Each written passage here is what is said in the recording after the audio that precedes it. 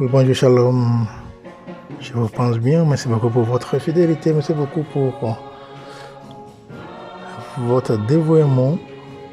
Et nous remercions le Seigneur pour nous avoir donné cette occasion de toujours nous approfondir, d'entrer dans son intimité, d'approfondir notre foi en lui. Merci beaucoup pour toute votre dédication. Et j'ai prié à ce que le Seigneur puisse vous donner la grâce nécessaire, de déblocage nécessaire dont vous en avez besoin dans votre vie pour pouvoir vous épanouir, surtout de bien-être de votre destin. Et nous prions aussi à ce que vous puissiez avoir la grâce de transformation, purification, sanctification, la grâce de guérison divine, protection divine, de réparation, de restauration, d'exorcisme. Aussi, là, vous devez avoir la grâce d'ouverture de vos yeux, oreilles, cœur et intelligence spirituelle pour pouvoir toujours être éveillé dans tous vos sens, en tout temps, pour pouvoir vous sauver dans cette vie qui est spirituelle toujours. Nous vivons dans un monde spirituel, car ce qui est de l'autre côté, on n'en voit pas. Ce qui est dans ma tête, vous ne le savez pas. Ce qui est dans la tête de l'autre, ce qui est dans le cœur de l'autre, c'est seulement le bon Dieu qui sait. Désolé. Oui. Donc voilà, nous allons voir, non, que mais quand même le plan de Dieu et dans notre vie est connu par lui. Les projets que le bon Dieu a sur nous, sur la vie de tout un chacun de nous, lui-même seul sait. Bon, c'est à quoi nous voulons parler aujourd'hui, c'est sur comment le Seigneur a déjoué le plan des nations en établissant sa demeure pour toujours. C'est ça. Dieu a déjoué, il a déjoué les plans des nations. Les plans des nations, les plans des ennemis. Et il a établi pour toujours sa demeure. Comment est-ce qu'il a fait cela? Et voilà, nous n'allons pas lire le texte biblique pour faire courte cette séance. Mais quand même, nous allons nous servir de psaume 34, verset 1 à 2, verset 2 à 5, verset 10 à 11. Nous allons nous servir aussi de première lettre aux Corinthiens, première lettre de Saint Paul apôtre aux Corinthiens, chapitre 1, verset 17 au 25. Et puis, finalement, nous allons nous servir de Matthieu, chapitre 25, verset 1 au 13. Tout ça, là, nous allons parler de ce plan, le plan des nations que Dieu a déjoué en établissant sa propre demeure pour toujours. Dieu a établi le plan, son plan. Son plan pour toujours. Comment il a fait cela? Et Saint Paul apôtre, dans sa première lettre aux Corinthiens, chapitre 1, verset 17 au 25, nous allons voir que Paul dit ceci que nous proclamons un Messie crucifié. Nous qui? Ça veut dire que eux, les apôtres ont proclamé un Messie crucifié, n'est-ce pas? Scandale pour les hommes, ça. Mais pour ceux que Dieu appelle, il est sagesse de Dieu. Pour les autres, c'est un scandale. Pour les hommes, c'est un scandale. Mais pour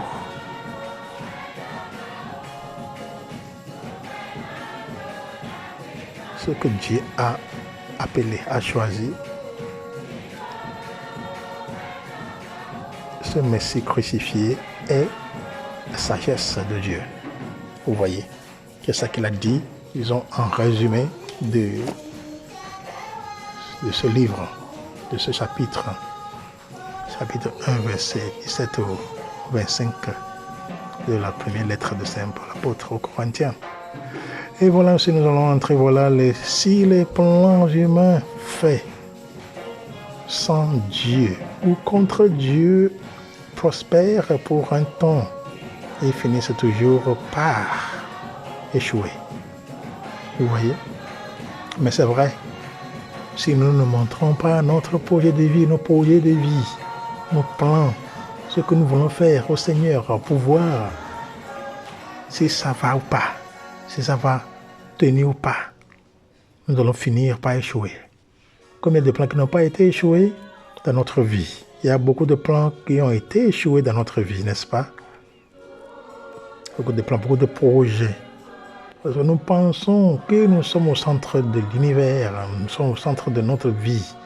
Le centre de notre vie n'est pas nous-mêmes, c'est le Seigneur, c'est le Créateur, c'est lui qui nous inspire, c'est lui qui nous pousse, c'est lui qui nous éclaircit, c'est lui qui nous éclaire pour pouvoir aller de l'avant, pour voir bien le chemin, la voie et marcher sans nous succomber. Voilà. Donc une fois que tous ces plans, ces projets sont faits sans lui, tout finisse toujours par échouer. Mais lorsque le Seigneur est dedans, tout marche bien. Et Dieu a un plan pour chacun.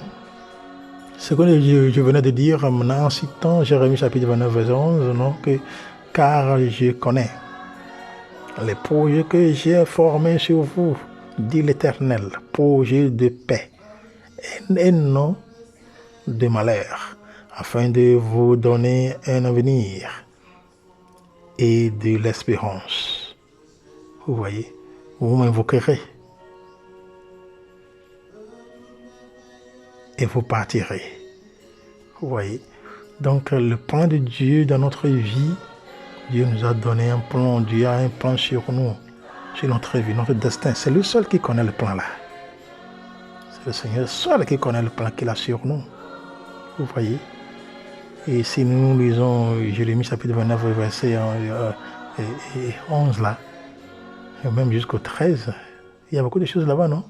Lisons jusqu'au 12. Hein? Car je connais les projets que j'ai formés sur vous, dit l'Éternel, projets de paix et non de malheur, afin de vous donner un avenir et de l'espérance. Vous m'invoquerez et vous partirez. Vous me prierez et je vous exaucerai. Voilà. Donc le Seigneur qui a le plan sur notre vie, nous n'avons pas ce plan pour notre vie. Je peux dire que j'ai un plan pour ma vie, oui. Je peux établir un plan pour ma vie, mais il faut que ce plan soit montré au Seigneur. Il faut que le Seigneur soit dedans pour voir si le plan que j'ai pour ma vie, si c'est un plan qui est vraiment pour mon destin, pour mon épanouissement dans cette vie. Je ne peux pas seulement me lever pour faire la chose. C'est pour ça qu'il faut toujours prier. Il dit que vous m'invoquerez et vous partirez. Vous me prierez et je vous exaucerai. C'est ça, il faut toujours prier au Seigneur pour que les plans que lui-même a sur notre vie illumine notre plan que nous avons nous-mêmes. Parce que c'est bon aussi de réfléchir dans sa vie. J'ai un plan de faire tel. Chacun a son plan de vie. Qu'est-ce que je vais faire dans ma vie? Qu'est-ce que je veux que le Seigneur fasse dans ma vie? Donc j'ai un plan. Donc ce plan, ce n'est pas mauvais. Il faut montrer ça au Seigneur.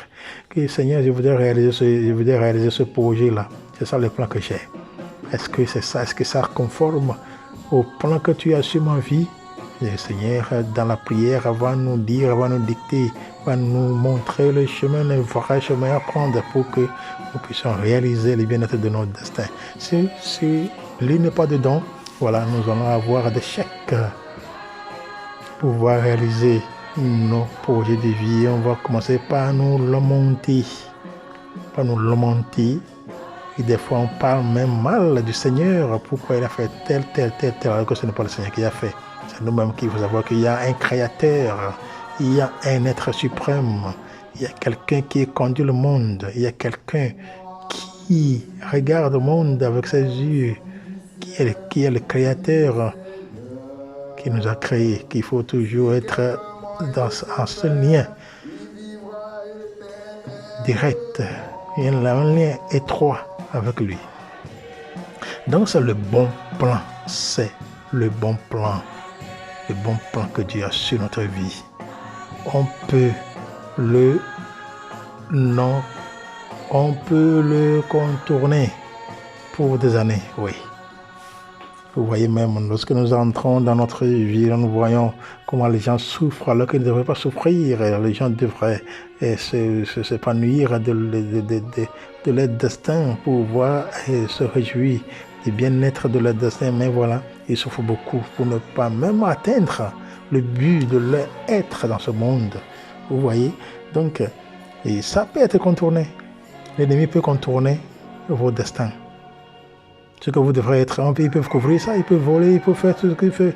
Ils font tout ce qu'ils veulent pour des années. Mais le Seigneur est là, mis là pour le Satan, un jour pour le Seigneur. On est obligé d'y revenir. Oui. Même si on contourne de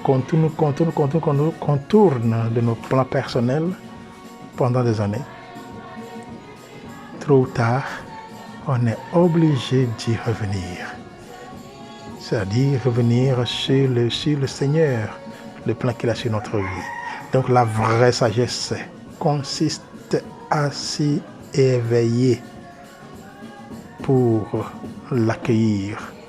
Ça veut dire il faut éveiller dans le plan de Dieu sur notre vie. Il faut l'accueillir, il faut avoir accueillir le plan que Dieu a sur nous. Il faut accueillir le plan que Dieu a sur vous. Est-ce que vous connaissez, que vous savez le plan que le Seigneur a sur votre vie, a sur ta vie? Est-ce que nous savons le plan que le bon Dieu a sur notre vie? Est-ce que nous savons ce que nous devons être dans cette vie? C'est ça qu'il faut même commencer par se poser comme question. Vous voyez? Parce que la vraie sagesse, c'est celle-là qui consiste à s'y éveiller pour accueillir le plan que Dieu a sur notre vie. Et il ne faut pas rester en l'air, il ne faut pas rester peut-être se dégoûtant, avoir un cœur alourdi. Le Seigneur ne m'aime pas. Oui, nous savons que ce n'est pas toutes les souffrances que nous subissons sont de notre faute, mais sont de nos fautes. Il faut savoir ça, que ce n'est pas tout ce que nous souffrons aujourd'hui. Ce sont de nos fautes. Il y a des fautes qui sont intérieures, il y a des fautes qui sont pendant, il y a les fautes qui sont extérieures. Toujours avant, pendant, après. Commises par nous ou pas. Donc c'est la meilleure manière de ne pas perdre du temps ni d'être surpris par le temps. Oui, non. Donc la vraie sagesse consiste à s'y éveiller pour l'accueillir. Pour accueillir quoi? Les plans de Dieu. Nous sommes en train de parler des plans de Dieu. Donc la vraie sagesse, c'est il faut essayer de s'y éveiller pour l'accueillir. Oui.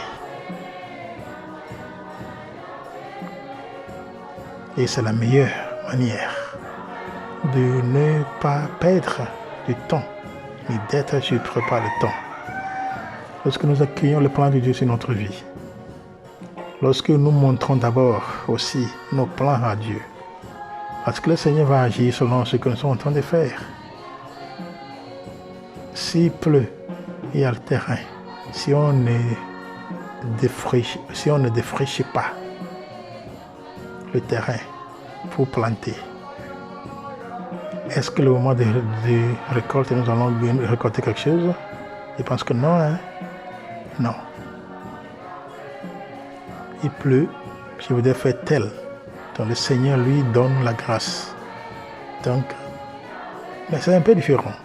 Lorsque nous sommes en train de programmer certaines choses dans notre vie personnelle pour pouvoir réaliser tel projet, peut-être voyager. Est-ce que le plan de voyager en dehors de mon milieu de vie, en dehors de ma région, en dehors de mon pays, en dehors de mon continent, est-ce que c'est ça que le Seigneur veut pour moi? Est-ce que j'ai prié? Est-ce que j'ai le support spirituel? Est-ce que j'ai le soutien du Seigneur? Est-ce que le Seigneur soutient ce que je voudrais faire? Est-ce que ça fait partie du plan qu'il a sur ma vie? C'est ça, ce sont des questions qu'il faut se poser toujours pour voir comment le Seigneur est en train de conduire notre histoire. Vous voyez, il y en a qui ont fait le plan, et si nous regardons ce qui se passe dans le monde, si nous lisons, si nous élargissons, si nous élargissons notre mémoire, nous allons voir comment le Seigneur nous sauve dans ce monde où on ne sait pas ce que l'autre a dans son cœur ou dans sa tête contre l'autre. Vous voyez, il y a eu pas mal de personnes qui ont été sauvées en chemin, en train de marcher seulement pour aller quelque part, sans qu'ils aient rencontré avec les hommes de Dieu, ou les ont posé des questions. Oh madame, je te vois comme ci, comme ça. Et qu'est-ce qu'il y a? Il y a tête dans ta vie. Et on y va. À la maison. Où les maris ou les femmes sacrifient leurs conjoints, conjointes pour de l'argent. Ou des copains, copines font la même chose. Sacrifient leurs conjoints, conjointes, leurs partenaires pour de l'argent. Et ce n'est pas à cause de l'intervention du Seigneur passant par les hommes de Dieu. Beaucoup devraient mourir comme ça innocemment. Vous voyez? Donc ce sont les plans des partenaires contre leurs partenaires. Et le Seigneur lui-même a sauvé les cas en établissant sa demeure, le plan, en établissant le plan, son plan dans la vie de la personne. Vous voyez? Donc le plan que le Seigneur a pour nous, c'est un plan pour le développement de la personne. C'est un plan pour pouvoir faire épanouir le destin de la personne humaine, de chaque personne. Tous les plans que l'ennemi a sur nous, sur vous, ne va pas avoir lieu parce que le Seigneur est avec nous. C'est pour cela qu'il faut toujours se montrer au Seigneur, il faut toujours prier, il faut toujours se conformer avec le Seigneur en sachant que lui seul est notre bouclier, lui seul est notre salut, lui seul est la seule voie pour notre salut. Et il ne faut pas rester les bras croisés. Non, mais il faut plutôt essayer d'être éveillé pour déguster le plan de Dieu sur notre vie. Comme dit Seigneur, fais de mon existence un temps de grâce et une grâce pour mon temps. Seigneur, fais de mon existence un temps de grâce et une grâce pour mon temps. Vous voyez que c'est très intéressant. Nous allons continuer par prier au Seigneur de nous donner la grâce de toujours nous éveiller dans notre foi chrétienne, sachant que c'est lui seul notre Père et notre Mère, en nous identifiant lui comme le seul sauveur qui veut notre bien, compte tenu du plan qu'il a sur notre vie. Il ne faut pas oublier de vous abonner, liker, commenter et partager cette vidéo pour que chacun, que tous nous puissions avoir cette connaissance profonde sur le vœu de l'incarnation pour approfondir notre foi. Que la Croix Céleste continue par intercéder pour vous, pour nous tous, pour que nous puissions aboutir le plan du bien-être de notre destin. Shalom, shalom, shalom.